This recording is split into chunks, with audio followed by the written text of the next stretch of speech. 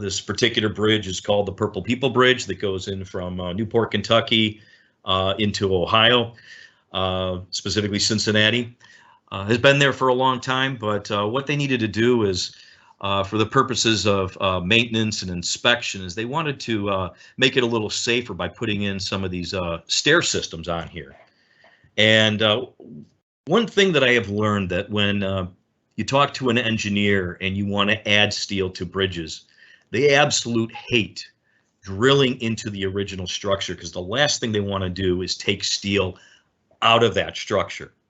So never really met an engineer who liked drilling holes in existing structural members of bridge type applications.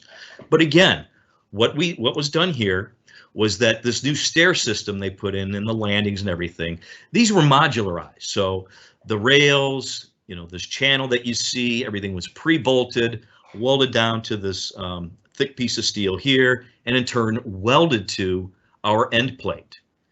Pre-drilled, everything was brought out to the site, and the final connections were made by clamping it.